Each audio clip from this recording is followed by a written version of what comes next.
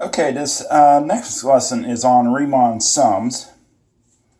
And just to answer the question, we'll kind of start out by talking about what is a Riemann sum. It is a way to approximate area of a region under a curve by simply dividing it up, as you can see, as rectangles. So we're adding up the areas under the curve by dividing it up into rectangles, is the idea of a Riemann sum. So just for introduction purposes, so what we will do is simply find an area under the curve by dividing up into rectangles.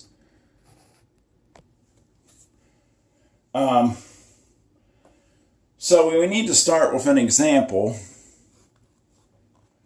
And so what we're going to do is we're going to use both upper and lower sums.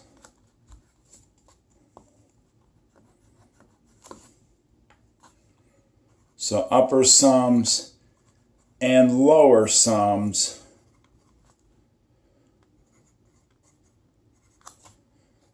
to compute the area under the curve. I think this would be best by just doing an example, by the way. So if you're asking, well, what's an upper sum and what is a lower sum, we're going to go into all that. But it's different ways of summing up rectangles for right now.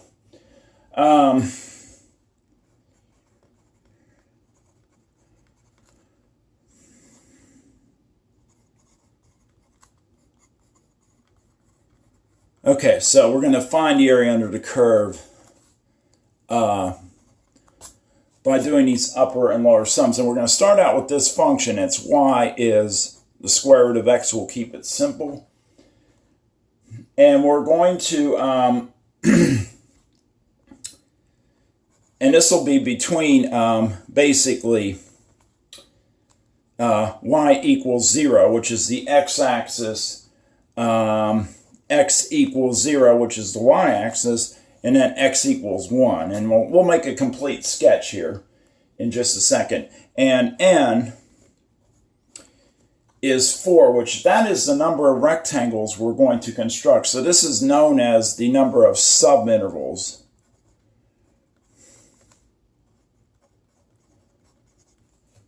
Which will amount to rectangles. So I'm going to make a sketch first of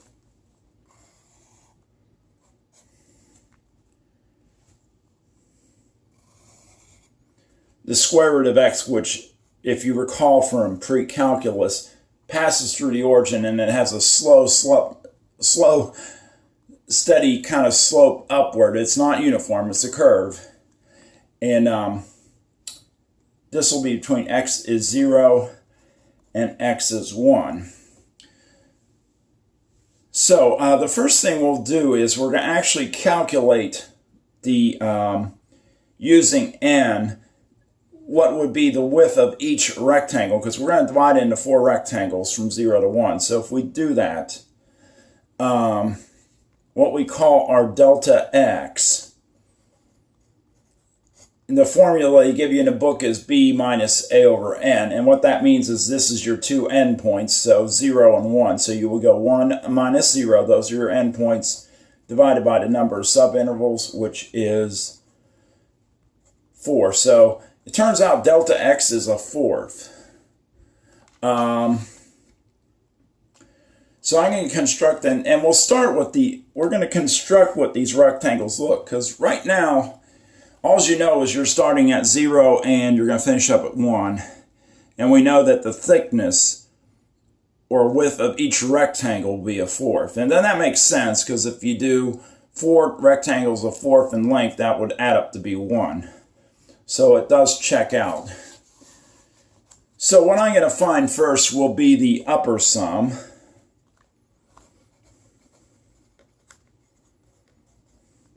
And let's draw the picture for that. All right, go back here. So what we'll do is we'll divide into fourths, which would be, 1/4, a half, 3/4, and then 1.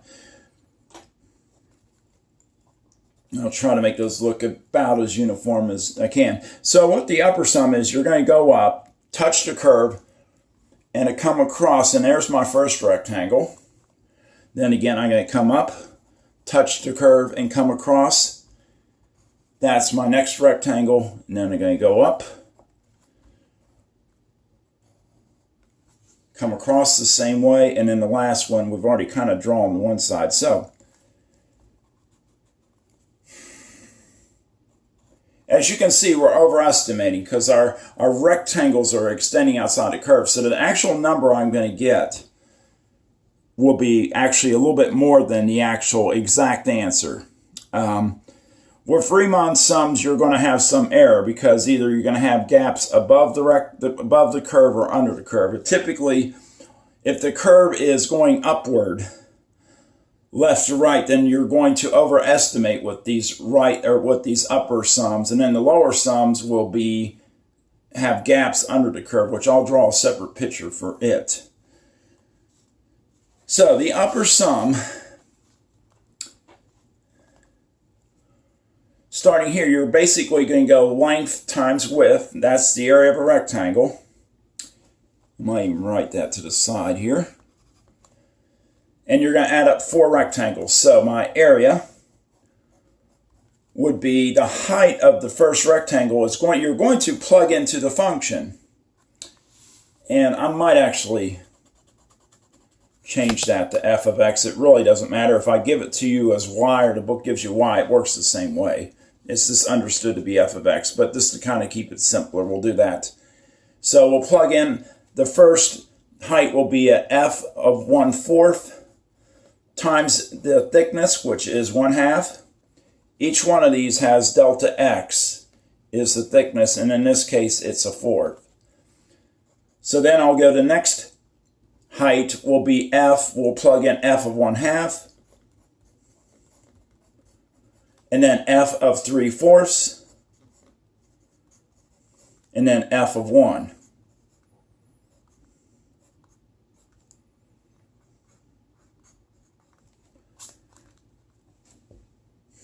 So computing this area, it's basically going to be the square root of 1/4 times 1/4, square root of 1/2 times 1/4, the square root of 3/4 times 1/4, and then the square root of 1 times 1/4. And at this point you can use 0.25 because it's going to be, you're not going to be able to find a clean answer. All is the wording I'll use for square root of 1/4. I'm going to go ahead and give these values. These are from my presentation PowerPoint. So this first product is 0.25. The next will be 0.177. Just do it on your calculator. Just do square root of 1/2 times 0.25. And then do square root of 3/4 times 0.25. And that comes out to 0.217. And then, of course, the square root of 1 is 1 times 0.25 will be 0.25. And if you do the sum, and I'm going to go 3 places, this is approximately 0.769. And I'll bring this back up. I'll pause for a second so you can get written down what you need to.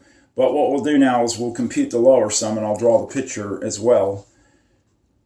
Okay, so I have this to the side. We probably will use that again. All right, so the lower sum. Again, here's my curve. And my values are going to be the same. It's going to be 1/4, 1/2, 3/4, 1. But what happens now is when we started, the original rectangle had this height. Now what's going to happen is it's going to shift over. So actually our first rectangle will go like this. So we're going to use we're going to use now the rightmost endpoints as our starting point. Before we started with the leftmost endpoint and then worked across. So as we do this, kind of different feel. I go up to the curve, touch, come across, go up to the curve, touch, come across. Completely different than the upper sum. So we go up, touch, come across. That's our rectangle. Come up, touch, go parallel to your x-axis. All your drawing doesn't have to be perfect. This is conceptually what's going on. So there's my lower rectangles. And as I said earlier, you're going to have gaps under the curve as opposed to overlap. Before you were overestimating when you're extending outside the curve. Now it's kind of the opposite. We have a gap under the curve. So now we will be underestimating what the area is. So this would be the lower sum.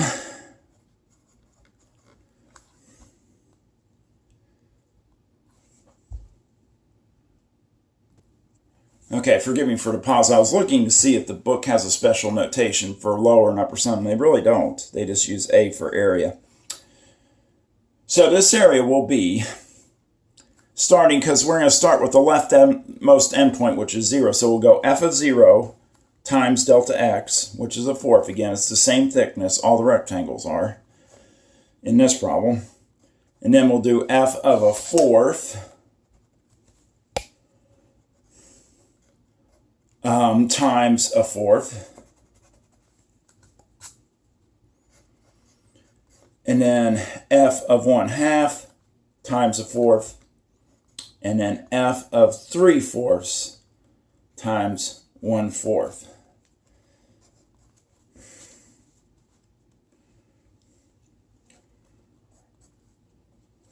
So this will be square root of 0 times 1/4 plus, and then remember your function still is square root x.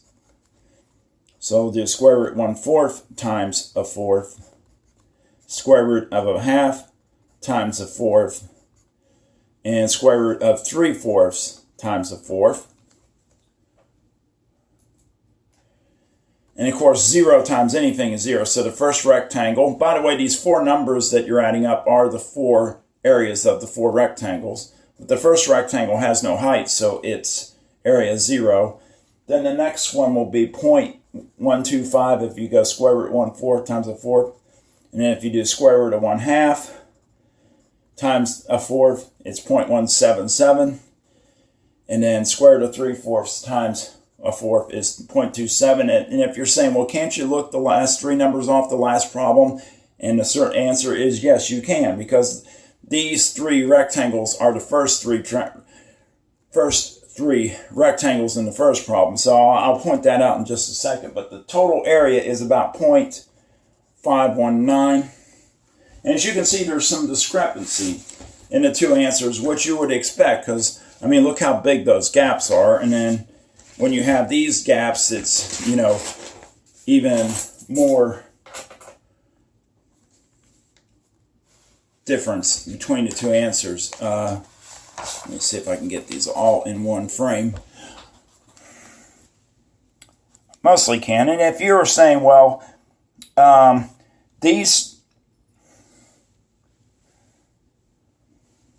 missing problems. There we go. If you were saying these three numbers are the same as these three, they are, because they're the same rectangles. If you look at the pictures, this rectangle is the same as that one, this one's the same as that one, and this one's the same as that one. So essentially you're computing, in this problem, you are computing these three areas twice.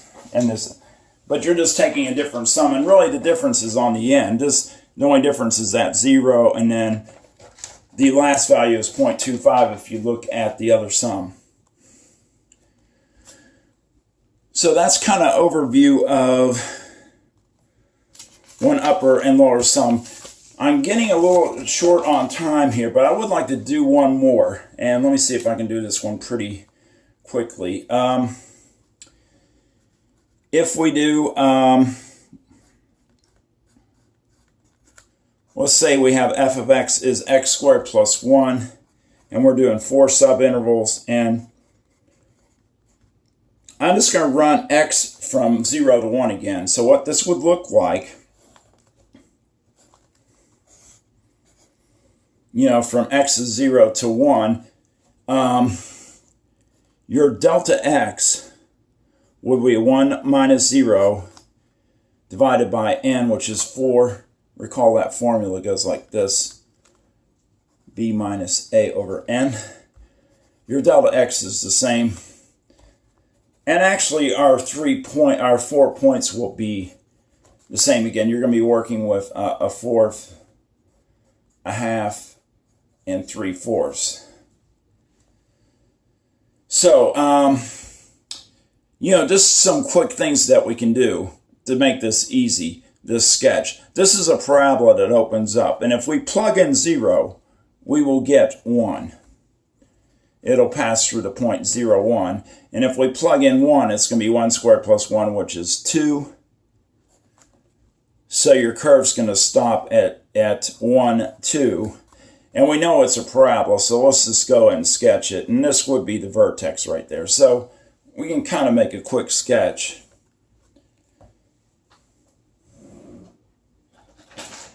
All right, so if we draw the upper sum, which will start at 4th, will go up, come across, again, go up, come across, go up, come across, and then go up, come across. So there is, I'll make the upper sum in blue, and the lower sum will be in purple.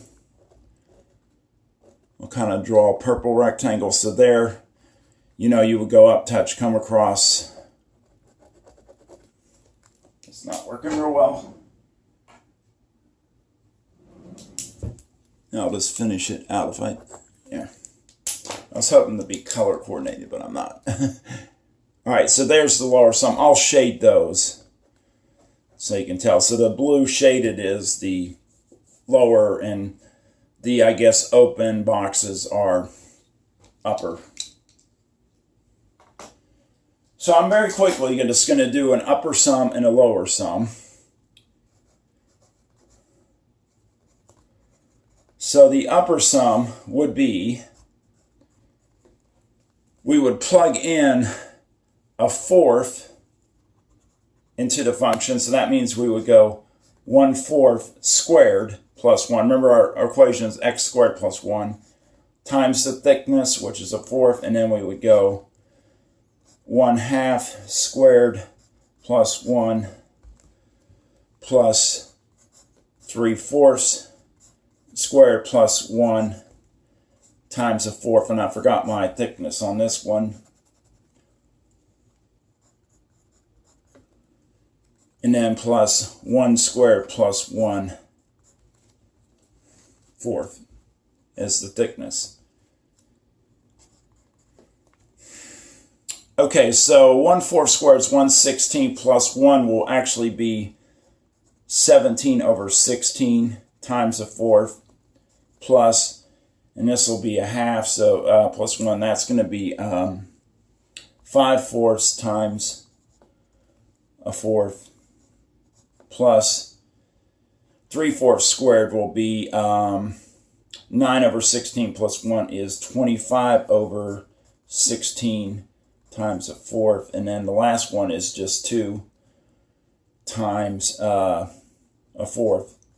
And I'm assuming you can just do the computation just to kind of speed things up here. This will actually come out to 17 over 64, 5 over 16, 25 over 64, and then a half. And if we run this on the calculator, well, actually, a common denominator would be 64. So that would be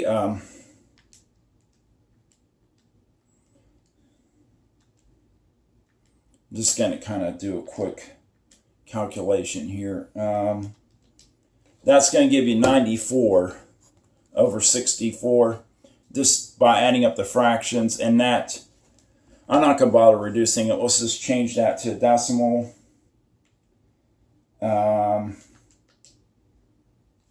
Which is about 1.6 649. Let's double check that. See, that would be 20. 17 plus 20 would be the denominator. If we did a common denominator, 64 plus 25 plus 32 is 94. I guess that would reduce to, if we divide by 2, it would be 47 over 32 also. Okay, that seemed to double check.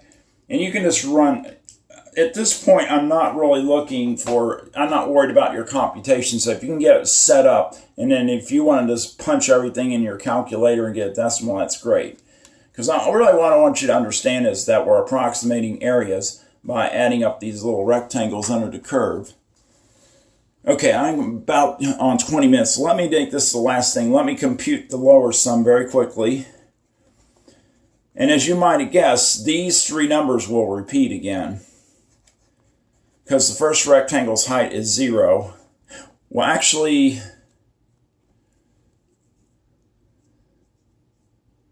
I might be mistaken in my drawing here. See. Yeah, because if we put in 0, the height is 1.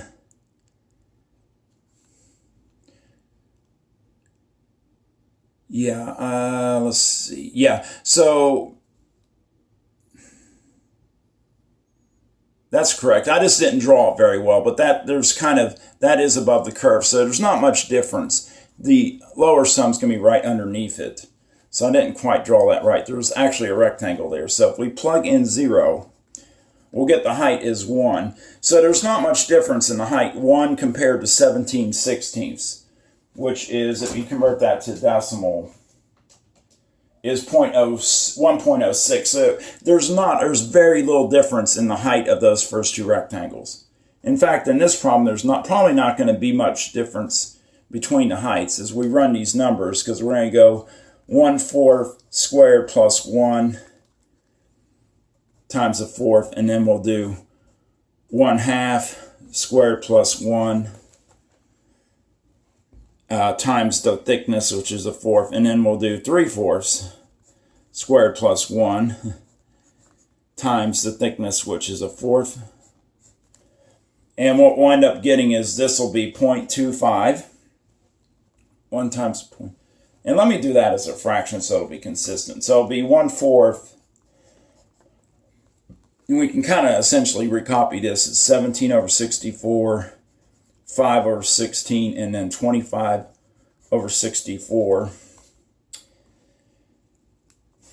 And this would add up to, remember, this comes out to 20 over 64. So it'll be 25 plus 20 is 45, plus 17 is 62, plus 16 over 64. So that'll be 78 over 64, which is approximately 1.219. So there is a little difference. Remember, I said that these will probably be closer in answer. If you look at the picture, you can tell the gaps aren't quite as big as that first example. If you want to go back and look at it in the video, there's bigger gaps above the curve and below the curve, which cause more error in the answer. So this problem actually has probably less error in it just by looking in the picture, because our rectangles are closer to the curve than that first example. So again, that's an upper sum and lower sum. we're on 24 minutes, and sometimes these videos have, I just kind of want to limit the time. So anyway, the next section will be on Fundamental Theorem of Calculus 6.4.